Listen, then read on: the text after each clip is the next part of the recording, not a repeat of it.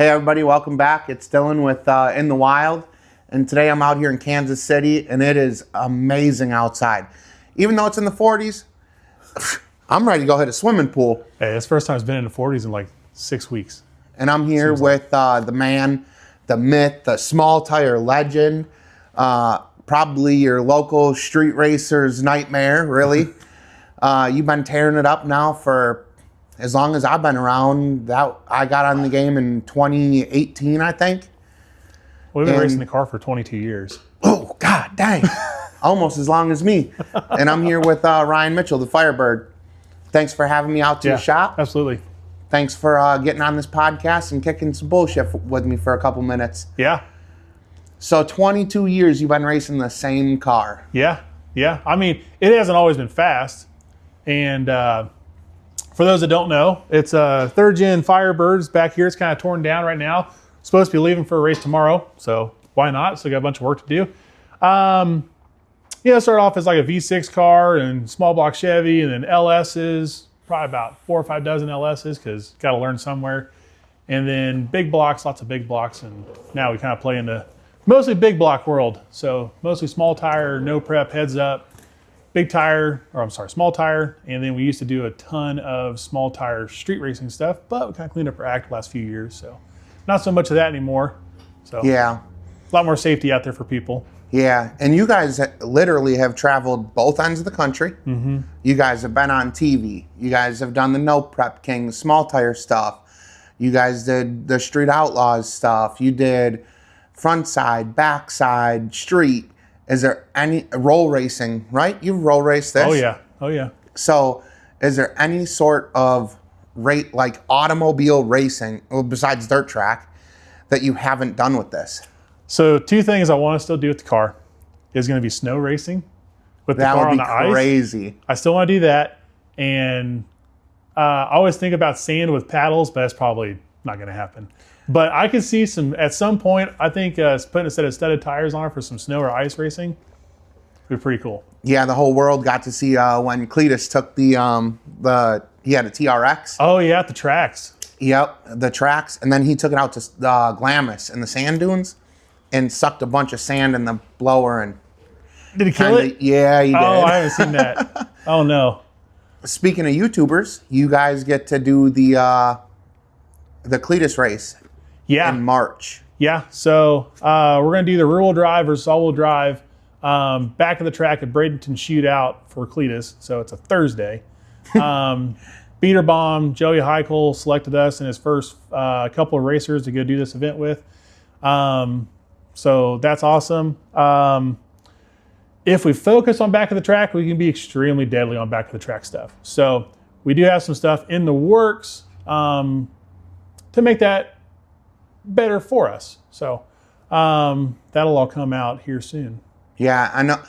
As long as I've known you, you guys have been doing the damn thing, whether it's street, Friday night, Saturday morning, back of track, Saturday afternoon, 400 miles away, front side of the track. You guys have literally drove the wheels off this thing everywhere. Yeah, I mean, there's a lot of weekends where we triple down with 3 events and 3 event wins.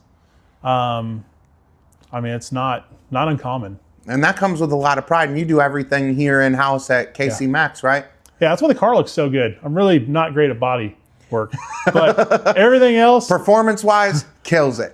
Everything else I'm pretty good with. But yeah. This rattle can job ain't that bad. No, not bad at all. I would say this is the better of the look from the old rattle can job you had. Yeah, my guys in here actually surprised me. We were getting ready for that $50,000 to win race at Shadyside, and I actually left the weekend before and took the family on vacation in Florida. And then Eric, my main crew guy, he grabbed the truck trailer car, loaded it all up, and drove it and met me in North Carolina. So we drove with the family and did that race. And it would have been a surprise rolling out of the trailer that was painted, but the camera's in here hooked up to the Wi-Fi, and I kept an eye on my guys. So I kind of was able to see what was going on. So you ruined your own surprise. Yeah, I did. You had one of them big daddy moments. You walk in the door, everybody says congratulations, and it's the wrong thing. So I knew what was going on, but it still came out pretty good, and it's the best it's looked in a few years for sure. Yeah. So with racing, you see all these tracks closing down. What is your favorite track that isn't here anymore, or that like was here, that was real prominent, fell off and came back as something completely different? I mean, our local track, KCIR, closed down about 15 years ago. And that's where we did all of our high school drag stuff at. And it was that track that, we were young and dumb that we boycotted the racetrack because why do we want to go to the racetrack when we have the streets? And we could have shown it more support. I mean, a lot of us street racers back then, we could have showed a lot more support. But it wouldn't have changed them staying open or closed. It fell victim to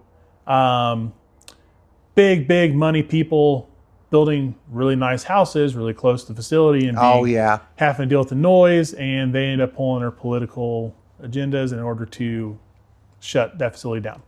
And that sucks because it had the revenue stream that it needed to have to stay open.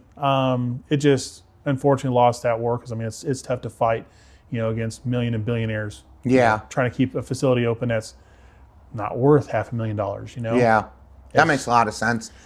My favorite track was, dang it, I had it the whole time I've been hanging out, and I just lost it. 10-5 Till I Die. Okay, Salisaw. Yes. Yep, Salisaw, Oklahoma, which I forget what they call it now. It's like Wiles Drag Strip or something like that. Yeah, that was the first time, like, when I had first gotten into it, I was up at Great Lakes Dragway all the time, and I'd never experienced no prep stuff. Like, I got really lucky. Like, I fell into photography, and then I started hanging out with Kyle and Scott Whitty, and then Whitty was like, no, you're doing this wrong. If you want to learn how to do it right, here's my number, and let me actually teach you how to take this somewhere.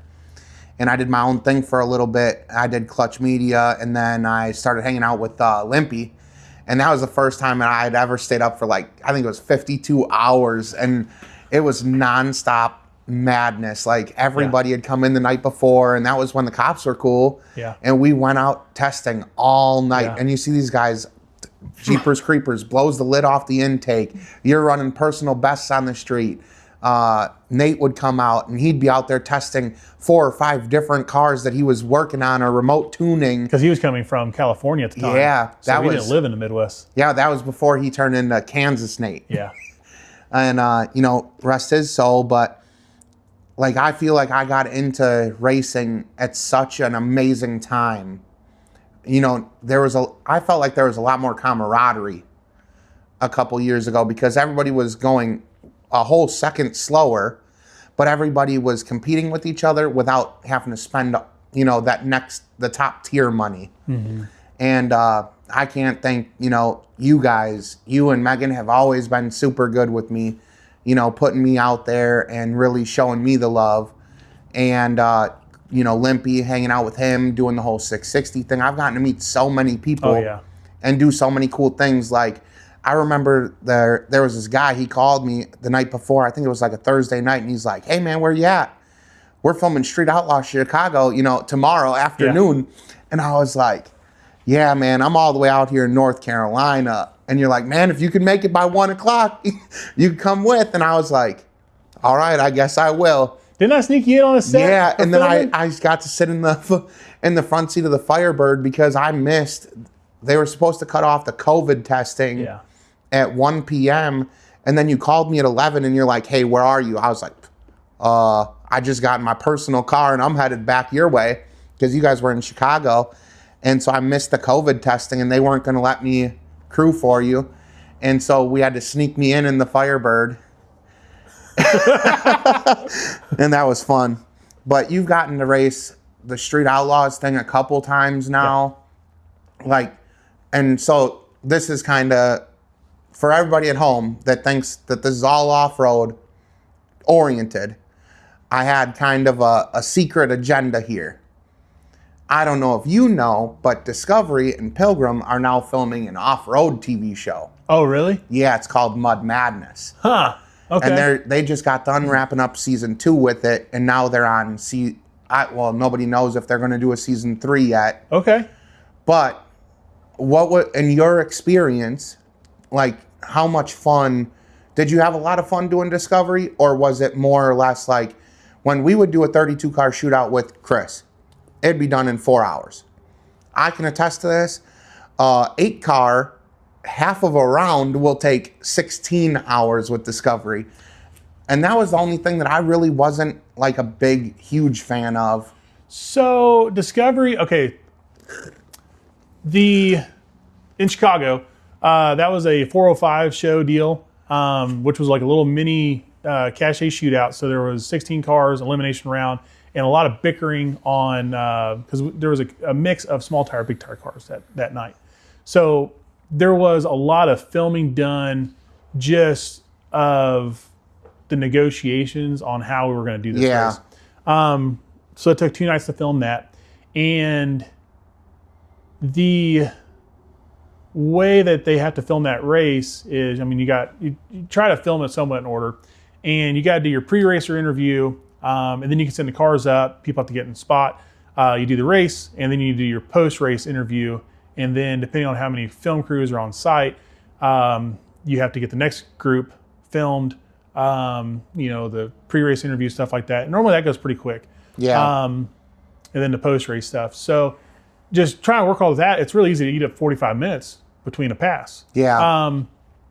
They improved, Pilgrim improved that greatly when it came to things like Mega Cache Days and Fast in America. They would have production teams assigned to your group or your team, and they were there to do all your pre-race, post-race interview stuff, some of the stuff happening between the rounds, and then they had a whole different team of filmers for the actual race side itself. So we could pull off a lot more races a lot quicker, and it made a lot more sense. So like when we did Mega Cache Days, there was actually 2 episodes that we filmed in one night because we could get that many passes done. Wow. So I think the road saw, I made 4 passes on the same road in one night. Dang. To give you an idea of how many passes we were able to get off once we had this new rhythm going in. And we had to start after dark, and it had to be done by 2 a.m. to do all this. So we didn't have a lot of time to film, and it actually worked out pretty good, and it kept it moving. It didn't drag on as far. As long as they carry that over into the mud side, I could see it make a lot more sense. Season 1 was kind of choppy, and they were all about the GoPros and setting up. And then after season 1, I think that it had clicked. Like, this is the mud world, and this is way more unpredictable than street racing. And not saying street racing is predictable either, but there's no set program with it. You know what I mean? Like, if that makes sense. And so I got to see the first filming of Mud Madness, which was out at Pikes in Missouri. And then I got to see the first filming of season 2, and that was in Alabama. And like, just to see the difference in how much they had changed and realized like the mud world or the racing, like the off-road racing is so much different than street racing. And as soon as it clicked for them, things were way more on the spot, a steady flow, I'd say. But you got to race in Mega Cache Days. Yep. You did Fastest in America. Yep, 2 seasons of that.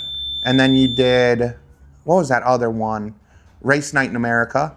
Yeah, that was where our street racing footage was used with different aliases. Yep. So, with all the places that you've gotten to race, what is your favorite street? Street? Oh, man. Especially now since you're retired street racing, so it don't matter if you... Yeah. Really, New Orleans. The pad or the 5? Or 5. NASA? NASA and the 5. Probably my favorite road to go down because it is such an unassuming road.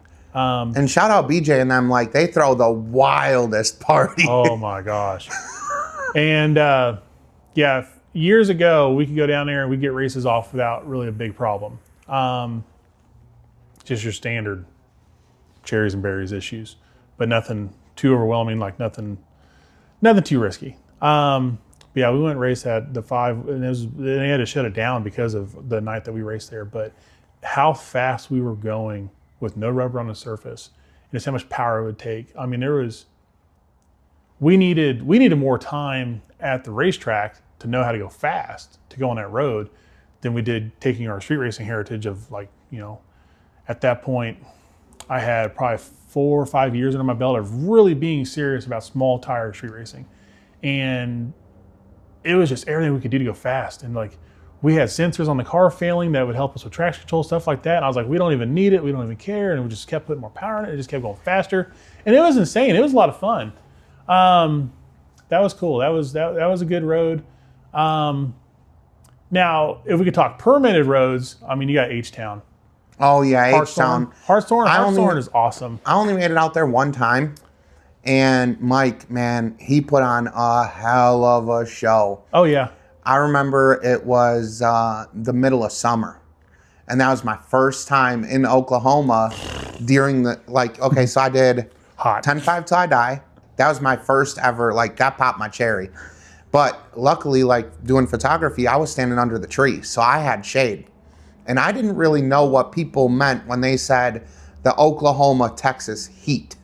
Because I go to Sabine now for Mud Nationals, and it's 80 degrees, but it feels so good because you're coming from such cold weather. Yeah. Man, when I went out there to H-Town, that was serious. Yeah. I mean, the heat was no nonsense. It's that whole heat index with the humidity and the unrelenting heat and the long days. And that was the first place that I ever been where it was so hot outside and you could feel the heat radiating off the street. Mm-hmm. And that was so weird to me because it's your legs feel like they're getting a 3rd degree burn inside of an oven because you're just standing next to the street and your top half's just soaked. Yeah. Yeah. It's rough. And I mean, racing is not for the weak sometimes. I mean, you got to still, we got to go down that surface, and we're in a car that doesn't have AC, obviously. We don't have any insulation. We're in racing gear. You have all your safety stuff on, or you should. I mean, there used to be times I used to make test passes with no doors on the car like it sits now in gym shorts with maybe the 5-point on, maybe not. And we're rolling pretty fast. I mean, that was when we were doing big tire testing on the street. That was fast.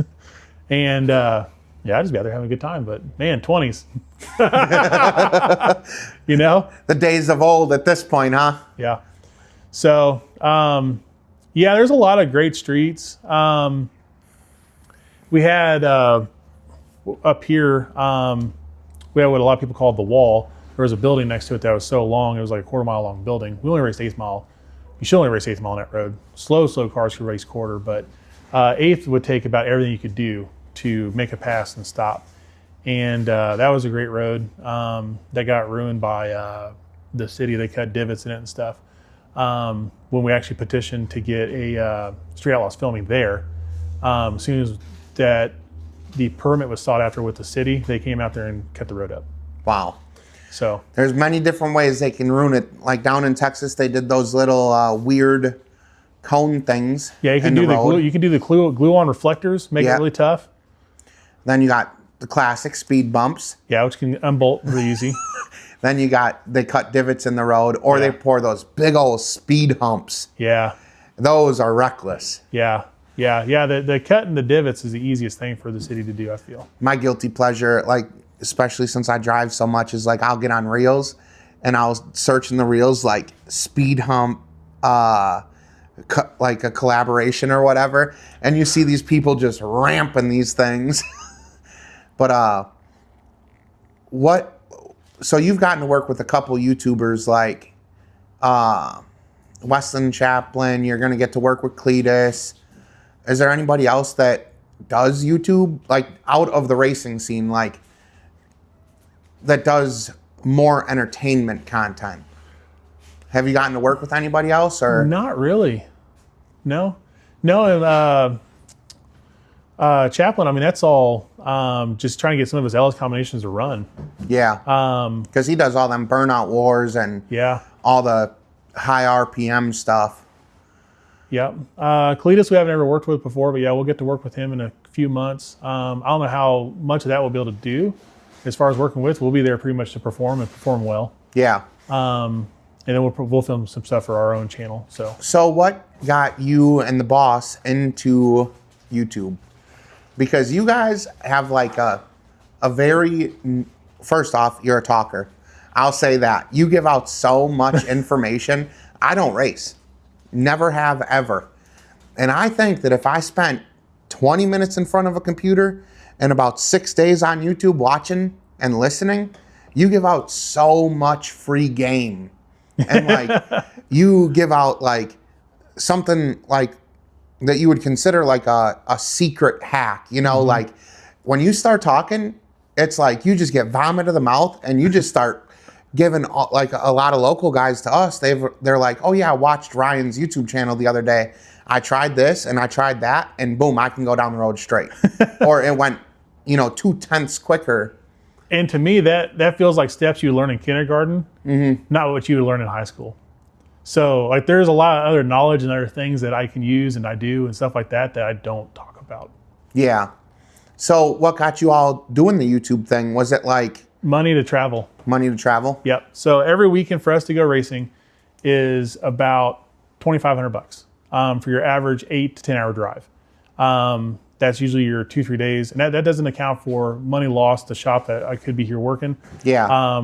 That's where we take off Friday, Saturday, Sunday, and usually we're leaving Thursday night. Like this week, we'll leave Thursday night. We're going to drive 14 hours, and then we're going to race Friday, Saturday, and then we're going to come home Sunday.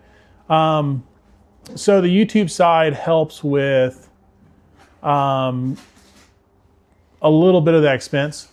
It definitely helps alleviate some stuff. And it's also nice for me looking back on a lot of stuff too. Yeah. So and it's a documentary for your kids. You got 5? 4? 4. Yeah, hopefully 4 and that's it.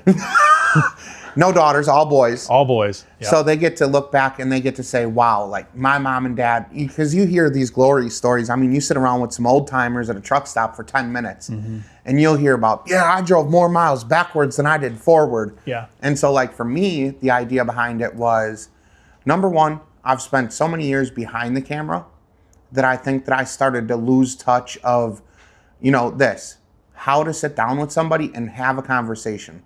How to get in front of a camera and be comfortable. And you guys, man, took it to it and you just ran with it. Like tried. You guys, for everybody that doesn't know, like that watches just the off-road stuff, go check out their channel. It'll be in the description below. But like when you guys do your one-on-ones, you'd think that you have done this for 10 years. Like besides the street outlaw stuff, like you guys are just very natural and it's an easygoing conversation. And that was one of the biggest reasons why I wanted to start doing YouTube is that as weird as it sounds, like I'm in a truck by myself. I sit on the phone all day. And I'm sitting on the phone with people that I've known for forever. Like I talk to my dad a lot and, I talk to people that I go off-roading with, but I wanted to start sitting down and having conversations with people and showing the world like there's other more normal people that do really cool shit. And that's the whole idea behind the In the Wild podcast. And, but you guys took to it, like flies, really just gone with it. And I think that's probably the hardest part about YouTube is like getting the ball rolling. Yeah. Did you guys experience, like you guys have a lot of fans, but you also have a lot of haters. Did you feel like the combination of them two? We have haters? Come on now. I don't even feel like we have haters, to be honest with you. I remember the first time you guys showed up at US 60. Okay. I only knew you and Mork. And then I was walking around trying to introduce myself and they're like, who do you know? You know Ryan and Brandon Mork? Oh yeah, that's real cool. And just walked off. Well, but over time... Yeah, US 60, Kentucky there, they have that group, especially probably at the time that you were there. Like you got the Prestons and stuff, and they were all a pretty tight-knit group. They weren't really traveling out much in our world yet much. They were doing a lot of radial stuff, and they're starting to dip their toes in the slick small tire world. And, there was some animosity back then when we all started that area. And we started stepping in their zone. But over the years, we've earned a lot of respect for each other. We have great conversations. Haters, man, misunderstood perspectives maybe. Yeah, but it was really cool to, because like when I first started, I went straight from Great Lakes Dragway, hanging out with people that I've known my whole adult life. And then I started hanging out with Chris and Richard. And then they were just throwing me in the hot seat. They're like, oh yeah, by the way, this is this. And then I got to meet like Bobby and Zach. Yeah. Super cool human beings. And they do a little bit of, well, they used to do a little bit of the off-roading stuff. And so then it was like, I have no idea about that life because I didn't get into off-roading until the tracks all got weird in 21 or 20. Oh, the COVID, yeah. Yeah, because I was at Edgewater when they did the COVID race where Nick Pluniak lost the Dirty 30. And then they all did that street race that night. So the COVID year, 2020, was actually our biggest year for travel and events hit. Really? That year I hit over 80 events that I entered. And there's what, 52 weekends a year? Yeah. That's a lot. Yeah. That's a lot of miles. What's cooler is out of those, we won 46 and we runnered up in like another 27. Wow. So out of 80 races that we entered. Holy. Yeah. That's crazy. Maybe that's why I have haters. And now we're learning together. It's just math, I guess. Yeah. Realistically, that's all it is math and knowledge and a little bit of luck. Would you say, okay. Luck. Would you say that that racing is luck? A lot of it is. I wish we would have filmed this, but you brought Brandon Mork earlier, and he will always give me crap for drawing the bye. And as a joke, we were at Gulfport, Mississippi, not 24's winter, but 23's winter. We were racing for $20,000, and it heads up, instant green, 28-10-5, no prep tree side. And I think there was about 60-something people there. There was an odd number. There was a bye. And we're drawing chips out of the bucket. And I'm tall. And I know that people will accuse me of using that to my advantage because most people hold the bucket are not as tall as me. So it can be easy for me to see a chip and go for it if I wanted to. So I was like, all right, we'll put this to the test. Because a lot of times I will draw a bye at a good time of the race. And I was like, I'm not even going to take a chip. I'll take the very last chip. And I'm not a last chip kind of person. People have their own philosophy on when they want to draw their chips, stuff like that. I really don't care. I'm usually in such a rush. I just want to be the first in, first out, done, paired, let's go, move on. And the last chip in that bucket that day was a bye again. And then this last winter, same exact race, no buys, even number count. I went to go draw last chip because I kind of stood back for a little bit. No chips left in the bag. I was like, I get the buy again. We got a miscount, obviously. What's going on? Would have had the buy. I gave it the buy because of who I am. Wow. So I had to take it is a little bit of luck. It can be a little bit of luck. So, I mean, buys can be advantageous or it can be bad. So buy runs, you don't have competition, so you don't have that sense of urgency or sense of need next to you to do what you need to do. Or you have the option of setting out for some buy runs depending on the rules of whatever event you're at. But yeah, I mean, that's luck. Your motor staying together is luck half the time. Getting there safely, I mean, that's going to be some luck. Yeah. Bad luck. I mean, you're traveling 1,000 miles to go somewhere. I mean, takes some luck to get there. So yeah, I mean, I think that, I don't go and try to play scratchers or lottery. But yeah, I think on the racing side, I think luck has a lot. I mean, I think it does mean something. So are you more or less likely to go set the world on fire? Or are you just looking at the surface and seeing are you just doing an A to B to see if it'll take it? Or are you setting the world on fire? Every pass I do is set the world on fire. That's what I try to do. I always try to repeat my personal best every single pass. So because if you're trying to race yourself, you're not racing the car next to you. Right. Yeah, I don't usually try to pay any mind to the car next to me.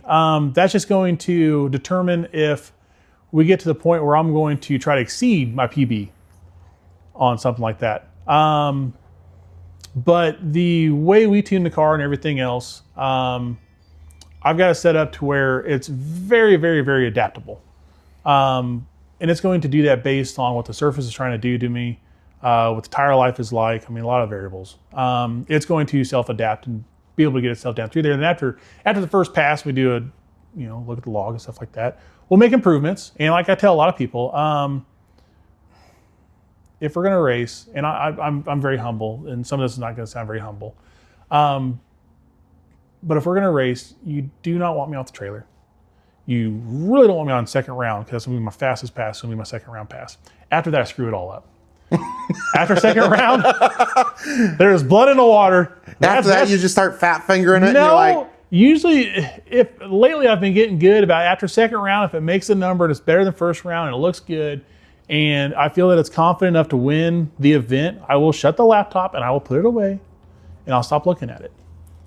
but first and second round, it's on. Yeah, first round we usually set up if it's a place I've never been to before.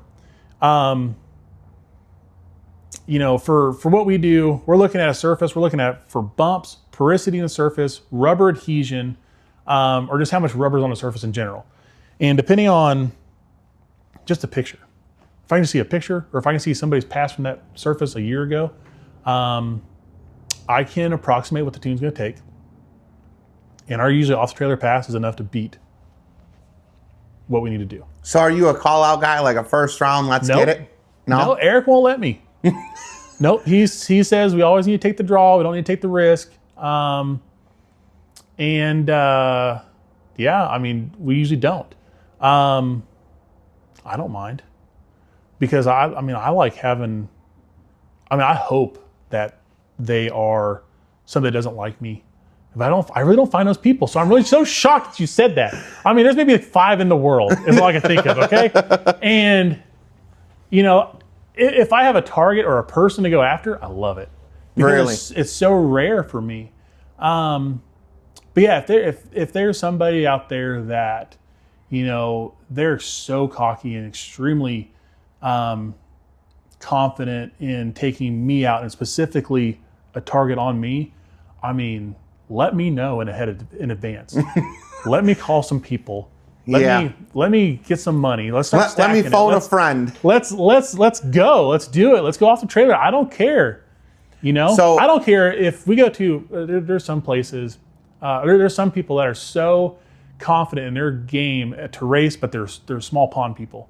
They don't get out of their honey hole. They race at the same 1 or 2 tracks and that's it, or streets, and they feel that they cannot be beat, and I've got no problem going to one of those places and be like, all right, cool, let's do it. Let's set it up. This is the tire rule, 28-10-5. I don't care if you test at this facility all night long the night before, but the day of, please don't test. That's a please. You don't have to. Yeah. All right, let's find a number. Let's lock it in. Let's do it. You remember it was Fast in America. No, not Fast in America. That street race that Dan used to throw. Okay. Yeah. It was cold. It was on the street that I'm thinking of. It was like you guys pulled out of the industrial park. You made the left, and we got it right there, and then you could loop around back. You remember the guy that scraped the W off of his tire? Yeah. And then was busted by his own teammate. Yeah. They ran their mouth.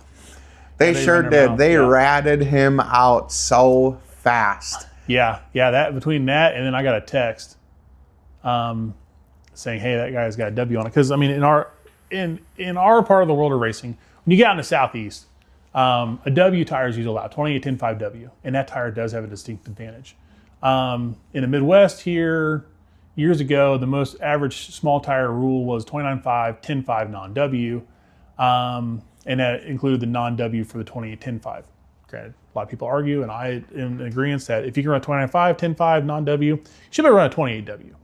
I think that makes sense. I think that's fair. Because some cars, it fits better one way or the other, like a stock Fox body, something like that. Yeah, it's not very often you find a rule breaker when the rule is tire size. And that's the only rule. That's the only rule. And Limpy he still is. He is great about it. When you'll see him in the comments, and people are like, "Well, what are the rules to come run in Texas on the street?" And he says, 28, 10.5, no W. So realistically, That's fucking it. Yeah, that's it. It don't get more extravagant than that. Yeah. It's a tire size. So when he did that, and then his teammates called him out, and then 1320 was there, so then he got made into a meme about I didn't know. It was pretty funny. Yeah. Those were the glory days. I mean, I can't tell you how many times that I would, because even back then I was still driving trucks, so I would just run the road all week, and I'd get to Dallas as fast as I could. Yeah. And literally from the time I got out of the truck Friday evening till Sunday in between 3 and 6 a.m. was nothing but street racing. But I mean, that was before a lot of the YouTube channels started. You know, really the only YouTube channels there were back then was 1320, 660 Street, and SRC, and they were still babies in the game at that point, and they didn't really make it out to Texas that much. I don't think they ever did, actually. Yeah, I mean, everything we've tried to build social media wise, which we don't at this point is filming. You know, we've got about 30,000 followers on Facebook on one of my channels or one of my pages, 20,000 on my other, and they really don't mix too much. And then our YouTube right now is about 24,000, and we get a little envious watching these big ass channels, you know, like 150, 200,000, millions. You know, it'd be nice to be there someday. But like the whole Facebook group thing on the car, you know, I thought it was kind of dumb. That's why mine's called the Firebird. That's how original I am. But you know what? You got a small tire Firebird and you want to like race for the name or something like that? Like, bring it on, you know? He said he'll pull up to wherever. Yeah. Because you really are that guy. Like, you've literally raced from Florida to Cali. Yeah. You ever make it up into like New York with the Dirty Dollar guys? No, we've thought about it. There's been a couple of races up that way we wanted to do, but usually weather pushes us off, or there's other opportunities that are just too good to miss. And they're much closer, because that's literally the furthest away that you could race from here. Yeah. I don't think I've ever seen any street race, drag prep race, none of that stuff like up in Maine. Yeah, and you really don't see much above like the Nebraska, that part north. You really don't see a whole bunch of races that are kind of like, they really have the draw, the payouts, the car count, stuff like that to really draw us up that direction. There was one up in Utah, I think. Yeah, we were going to go to that one. There's been a couple of races in Utah that we were going to do, but we had conflicting schedules and promises made elsewhere. Yeah. For same or more. So, last question, because I know you guys are itching to get working on this thing, to get it in the box and head out. If you can give one bit of advice to people that are, I guess this is a blanket question because it involves the racing stuff and YouTube. If you could get one piece of advice out there to everybody watching, what is your one piece of advice about the YouTube or the racing community? Like, it kind of goes hand in hand, because YouTube, you start small and you have to grow and you have to work. Racing, you got to start small and put in the work. So is it like, what would you say is more beneficial? The dedication or the knowledge? Dedication. I'm lucky right now because my wife Megan handles all of our YouTube stuff. Yeah. So I provide the idiot behind the camera on the footage, and she has to try to decipher what I'm trying to say, and then make something of it. So that having a team is extremely beneficial, and that's what we do with ours. But I mean, it's all going to be dedication. I mean, nothing's ever going to be as good as what it could be if you don't put the time to it. So you're saying that dedication and hard work will beat knowledge? Yeah. I mean, the knowledge will come. I mean, that's how we learn. That's how we get there. Because if you're working hard and you're not going backward, the only way to go forward, and the knowledge comes with it. That's why fake it till you make it's a thing. You know? Oh, man. I mean, if we turn this camera, like I'm looking at my shelf right here, and there's probably, 14 different sets of springs right there? Yeah, I was going to ask you about that earlier, because some of them look like they'll fit on my side-by-side. Yeah. Yeah, I mean, if you know what spring rate you need and everything else. Yeah, absolutely not. Well, no. It's easy. Hell no. It's easy math. You just look at how much stroke of a shock you got. You look at your desired ride height. You figure out what your weight is on that corner and then your leverage arm. And then you determine how many pounds of force it takes to compress a spring 1 inch. And that tells you where you're going to set the spring. Fake it till you make it. That was just like me sitting inside of like a Chinese restaurant and them talking about me. And I could see them looking, but nobody's home, okay? Whatever you just said sounds like some real like alien shit. Like I have no idea. That's like my buddy. He was telling me if you download HP Tuners, you could buy the jumper cable from your computer to your Razor. He's like, yeah, you could just go in there and adjust it. No. And that's some knowledge and some alien talk that I have no business touching the keyboard, and I'm not gonna fry another motor. It is, yeah, it is. And I've looked at some of the Razor and side of HP Tuner stuff, and I will stick to my GM cars. You don't like the side by side stuff? I don't. Nope. No, we tried it momentarily, but just like how they break in the dunes or anywhere you're using those things, it can break just trying to get up to speed to sample it. Yes. You know, it's crazy how fragile those are. And I've got one piece of advice. If you own a Razor, check the damn oil. Maintenance. I mean, preventative maintenance. I mean, the stuff that your grandpappy or your great uncle, whoever tried to teach you when you were young, you know, checking oil, doing your own stuff, changing oil, stuff like that, do that. So. See, I guess one more thing, because I know you're limited on time. One thing that I learned from you was do a nut and bolt check. Yeah, that's important. And so before the ride that I went on that ultimately killed it, I was so busy putting everything back together that I didn't check the oil. Oh, no. And I got off into some ruts, and the pickup tube, from my understanding, which I'm not a mechanic, so don't run to the bank with it, is that the pickup tube sits on the passenger side of the motor. Oh, on yours? On mine. So then when I dropped down into some ruts, I starved it for oil. And then after about 15 more trail sodas and cold snacks, I was doing about 65, and the thing shut off because it has a safety feature. And I think it was actually the Twisted Tea that told me just fire it back up and hit it. And it wasn't happy. It sounded like a Jehovah's Witness. And so that's why I've been out since August, September maybe.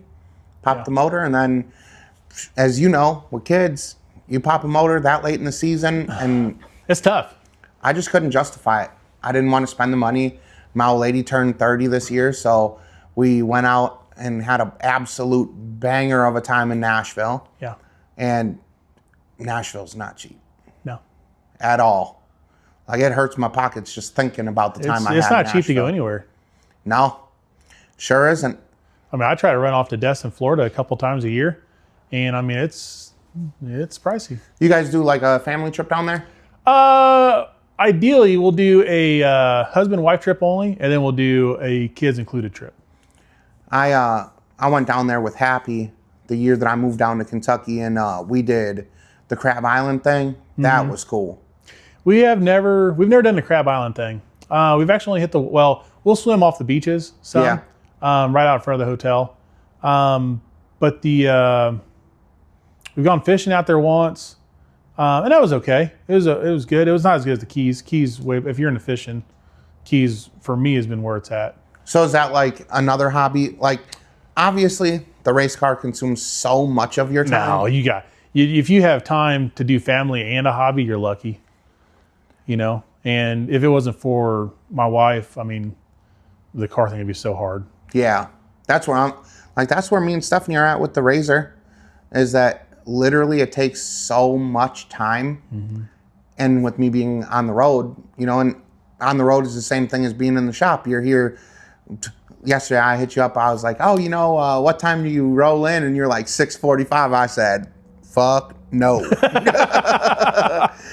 Not gonna make that one. Yeah.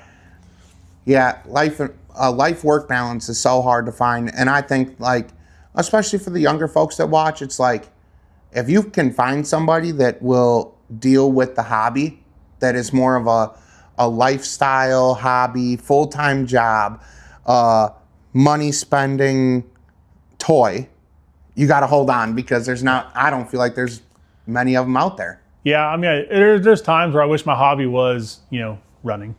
Yeah. Or, anything else. Because your wife's got one too, right? Car? Yeah. Yeah, we got what we call Elvira.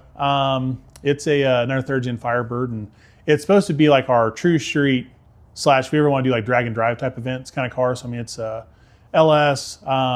Usually it's got an F1X Pro Charger on it. We've also got a turbo kit for it.